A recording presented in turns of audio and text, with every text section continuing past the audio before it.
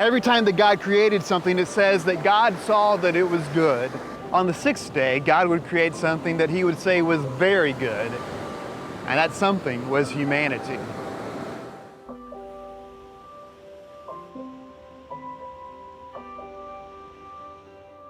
Then God said, "Let us make mankind in our image, in our likeness, and let them rule over the fish of the sea and the birds of the air, over the livestock, over all the earth, and over all the creatures that move along the ground." So God created mankind in His own image. In the image of God, He created them. Male and female, He created them.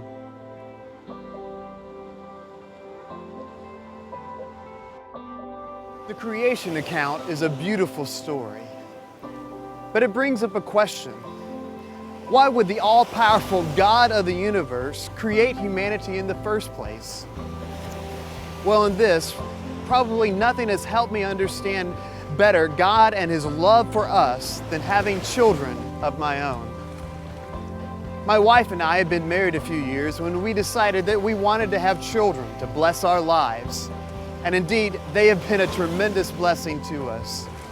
Gina is our oldest. She's a deep thinker and has always wanted to do the right thing, and she loves music. Emily is full of life, is funny, and loves art and nature. And Kaylee is our youngest, and she loves to perform. And to her, all the world's a stage, and she lights up every room that she enters into. These girls have brought such joy and laughter into our lives. And each one of them is wonderfully unique. And we can see a part of us in each of them, which probably makes us love them even more. And so it is with God.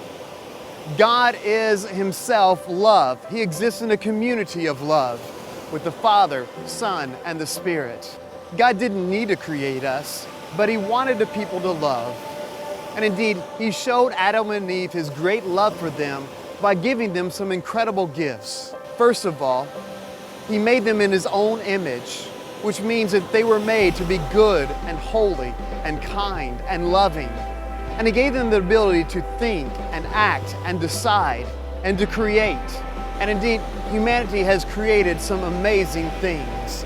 Everything from the internet to iPhones and iPads, to rockets that go up to the moon, to nuclear physics.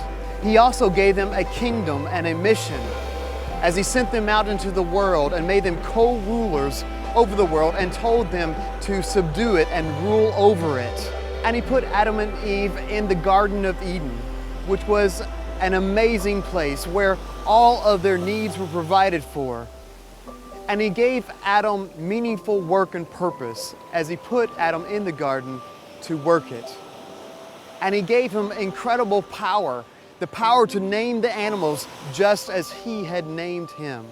But perhaps the greatest gift of all was found there in the Garden of Eden, where they lived in close community or relationship with God and one another. There God walked and talked with them in the garden. And it says that Adam and Eve were naked and had no clothes, and they felt no shame, which shows that literally there was nothing between them, no problems, nothing to interfere with their relationship with God and with one another. There was peace, beauty, and harmony and love in the Garden of Eden. So the question is, what happened? How did we get the world that we have today? So what do you think? How does our world today compare to that which is found in the Garden of Eden? And which world do you prefer?